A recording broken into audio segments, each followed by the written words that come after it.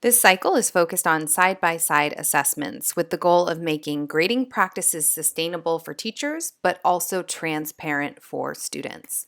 So, before you can conduct a side by side assessment, you need to design a lesson that allows you to sit with individual students to conduct the side by side assessment. So, in this cycle, you're going to create a station rotation. It might last 2 days, it might last 3 days. So make sure you make it work for you given the number of students you're going to be sitting with and how long you think you'll need to go through their work and assess it. So you're going to create a station rotation that allows you to pull individual students from a station to conduct the side by side assessments. So they're going to need to have enough directions and resources at their table to be successful navigating tasks without you. It's also really helpful that if teachers are pulling students from a particular station, that should be an independent station so they're not intruding on collaborative group work. It's also helpful to have numbers on the table in front of each student so that when one sits down, two stands up and comes to side by side assessment. When two sits down, three stands up so that you don't have to call students' names, wait for them to come across the room.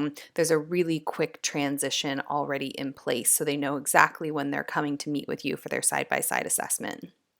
So in terms of preparing for a side-by-side assessment, one of the things you're going to do in this cycle, once you have designed your lesson, decided what rubric you're going to use, is you're going to think about a checklist that you need to consider when preparing for assessments. So you want to set up your classroom so there's space for you to conduct your side-by-side assessments while also keeping an eye on the rest of the class. I always recommend paper copies of the rubric. That way, if you are assessing digital work, you can just circle the language on the paper rubric that corresponds with the level of mastery you're seeing in the student work. You want to decide how many minutes you'll have with each student. So if you have 30 minutes, you may need 2 or 3 classes to get through every student. So you want to make sure you're designing a lesson that will free you up to have that amount of time. Use a timer just to keep yourself kind of on track. And if the timer goes off and you're still in the middle of an assessment, don't worry, you don't have to cut it short, but just that's an indicator to you that you want to speed up your side-by-side assessments. Select that quick strategy for transitions. Like I said, maybe numbering one of the tables near you so kids realize they're going to be coming in a specific order from that table group to sit with you. And then explain the purpose and the procedure to kids. And one of the things I've asked you to do in this cycle is to write a short script for yourself that you can share with students, articulating the value of side-by-side assessments as well as a brief overview of the procedures. Then when you're conducting them, you set your timer. Again, you want to just kind of keep yourself on track.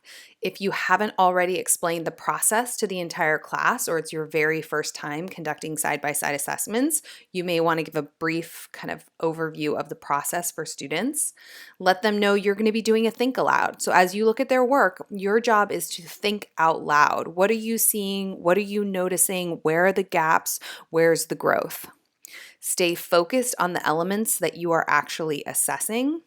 Complete the rubric as you go through the student's work, and remember to keep any explanations brief. The purpose of side-by-side assessments is for assessment, not instruction. So if there are questions that come up or clear gaps that many students have, that's why you have a stack of Post-its on your desk and you can make quick notes to yourself. Next week, I need to make sure I cover this, that, and the other thing. Or this week, I need to scoop these kids into a small group instructional session on this particular skill. And then at the very end, turn to students and ask them, do you have any questions about anything that I've said? Is there anything that's unclear? So this is a brief introduction into side-by-side assessments. Once you've had a chance to prepare for and conduct your own, you'll have the opportunity to reflect on that experience.